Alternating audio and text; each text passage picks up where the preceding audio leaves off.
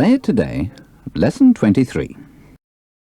One of the first things you ever learnt about keyboard playing was that the right hand usually plays the notes above middle C and the left hand below middle C. But you've already run into plenty of exceptions to this general rule.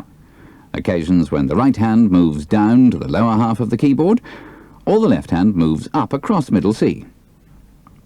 We're going to start this lesson by taking a more systematic look at what happens when one hand strays into the territory usually reserved for the other. On the first 2 pages of your booklet, pages 265 and 266, you'll find set out for you the different ways that these notes, below middle C for the right hand, above middle C for the left, can be written on the stave. When you've read through these pages, move on to the exercises that follow, to try out how it works in practice. The main thing to watch out for when one of your hands plays higher or lower than usual is that it doesn't pull you out of your normal correct playing position. There's no need to bend your body from side to side. Only your arm, and especially your forearm, really needs to move to carry your hand to the right place. Keep your fingers positioned above the keys in the usual way, and don't end up with your hand at an angle across the keyboard. Just turn your hand slightly at the wrist, so that it stays parallel to the back of the keyboard. But when it comes down to it, the main problem here is actually reading the notes accurately. Exercises 246 and 247 are designed for you to practice reading and playing notes written on ledger lines. Here's exercise 246 for the right hand.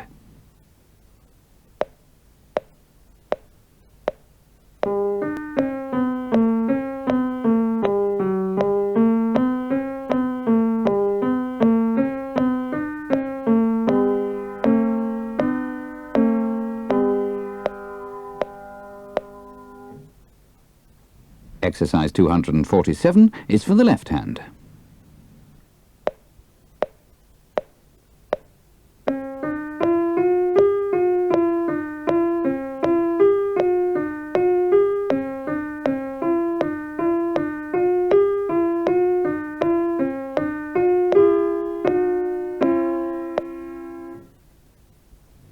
In exercise 248, the 2 hands alternate, playing one after the other.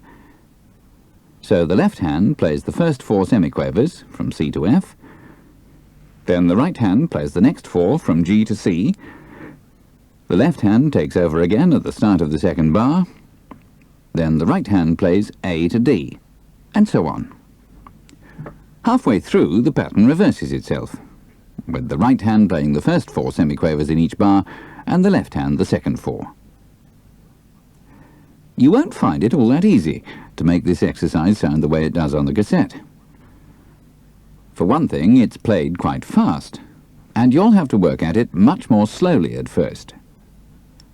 But also, the smoothness of playing is something that certainly doesn't come without an effort. Your fingers aren't all equally heavy or equally strong. Many people find that their 4th finger tends to produce a weak sound, or that their thumb sometimes clumps heavily on the keys, and so on. The only answer is to listen constantly to your own playing, and try to give more force to the fingers that are sounding too weak, less to those that are sounding too strong, until the result is perfectly even, with the stress only where you want it to give the rhythm. So here is exercise 248, for the left and right hands, playing alternately.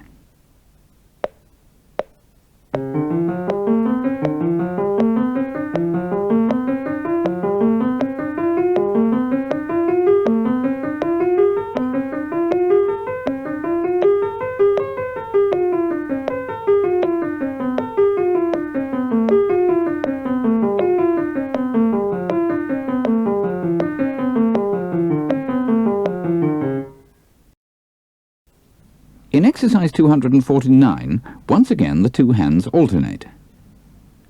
But this time, all the notes for the left hand are written on the bottom half of the stave, and all the notes for the right hand on the top half. The left-hand part, however, changes again and again from the bass clef to the treble clef and back. In fact, if you look closely at the music, you'll see that there's an identical pattern repeated until the last two bars. First, the left hand plays 3 notes, beginning with the C below middle C. Then the right hand plays the same 3 notes, but an octave higher, beginning on middle C. Next, the left hand repeats the same notes as the right, starting with middle C. And finally, the right hand plays the 3-note pattern again, another octave higher. That completes a bar, and the next bar begins again with a different 3 notes treated in exactly the same way. The trickiest point in this exercise comes in the middle of each bar. Look at bar 1. As the right hand plays middle C, E flat and G, the left hand has to move into position over the same notes, ready to play them in its turn. Obviously, you must avoid the two hands colliding, or getting in one another's way. How is this done? Well, the left hand takes up position over the right hand, but also slightly behind it. That is, between the right hand and the back of the keyboard. When the right hand finishes playing, rather than lifting, it pulls back towards your body, leaving the place free for the left hand to take over. With a little practice, alternating hands on the same notes can be done quite smoothly. It may take you some time before you can play this exercise successfully, moving each hand up and down the keyboard quickly and accurately, ready to play its next group of notes without hurrying. But it really is excellent practice and well worth the effort. Exercise 249.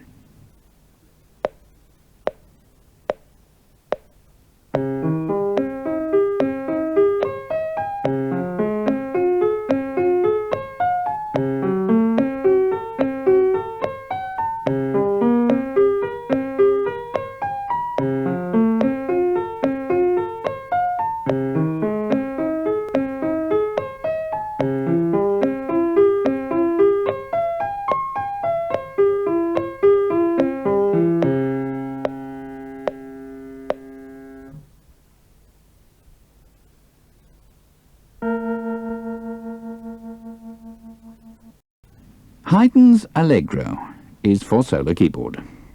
It's in the key of G major, with an F-sharp key signature. And it's in 3/4 time, 3 beats to the bar.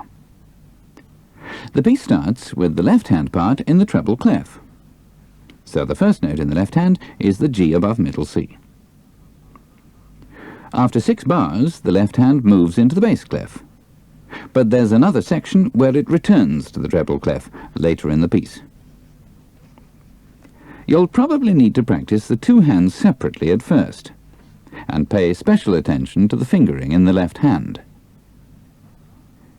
In the last bar of the second line of music, you'll notice that you play a staccato G with the 4th finger of your left hand, followed by the D below it, played staccato with the thumb. Now this may look like a case for the thumb under technique, but it isn't, as you'll soon find out if you try it. The right idea is just to lift your whole hand from the keyboard as you finish playing the staccato G and move it down so that the thumb is in position to play the D and the 5th finger is prepared for the following G an octave below. We're going to play the Allegro now without the repeats, although you should play the repeats as marked. We've also left it up to you to interpret the loud and soft signs as they occur. Here's Haydn's Allegro.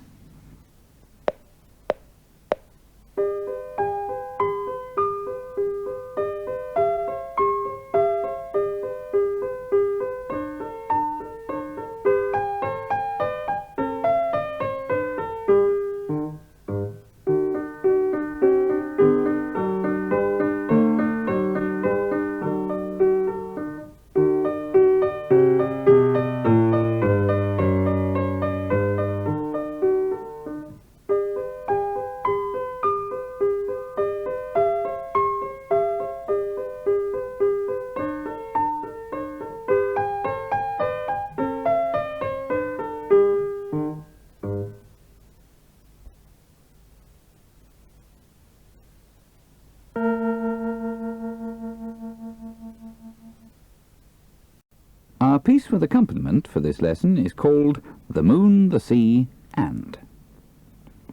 It's written in the key of E-flat major, with 3 flats in the key signature, B-flat, E-flat, and A-flat. As long as you remember the key signature, and notice whenever one of the flats is cancelled by a natural sign, you'll find this piece reasonably easy to play. Don't panic when you see a C-flat written down. As we said in Lesson 21, it's in fact the same note as B natural, so just play a B.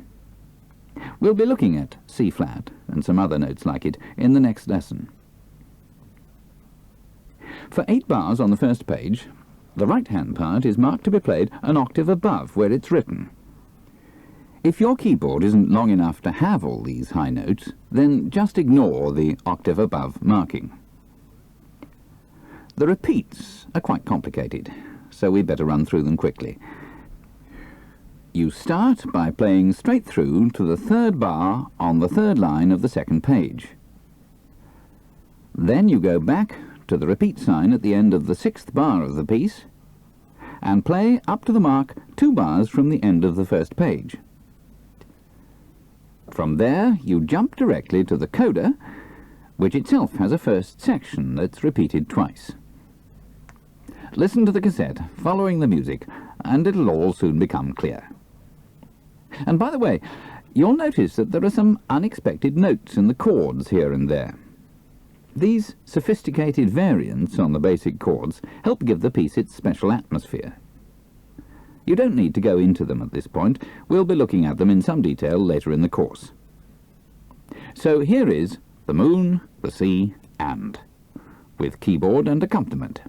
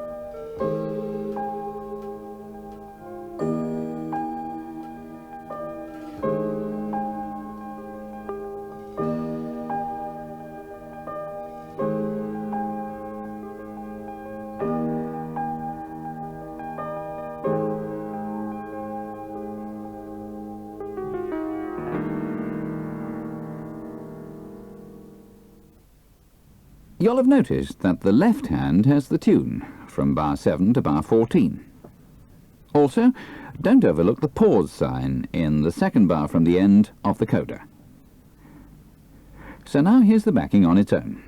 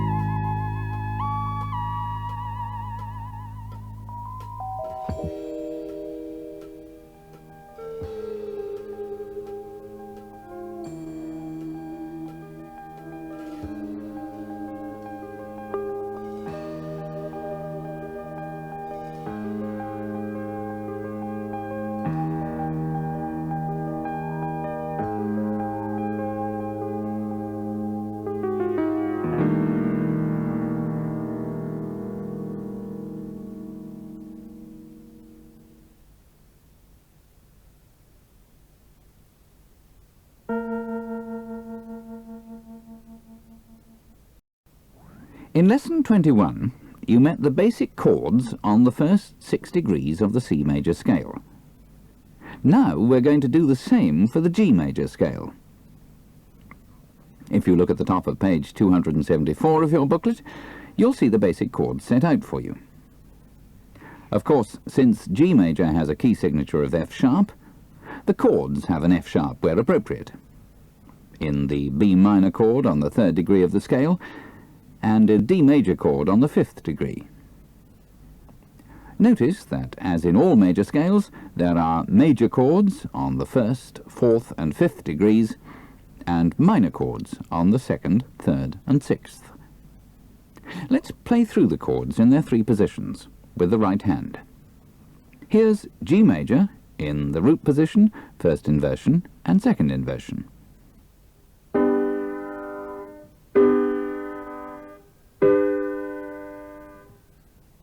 Now the A minor chord, root position, 1st inversion and 2nd inversion.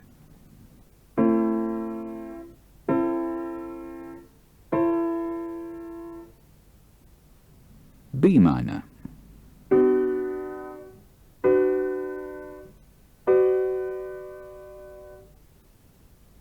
C major.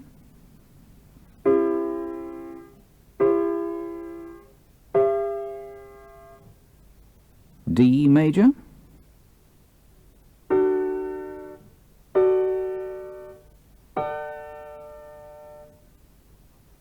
And finally, E minor.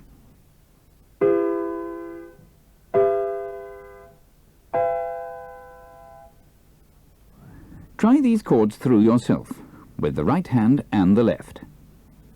And remember to keep your hand in the correct position if you play a black key with your thumb, for instance playing the 2nd inversion of the B minor chord.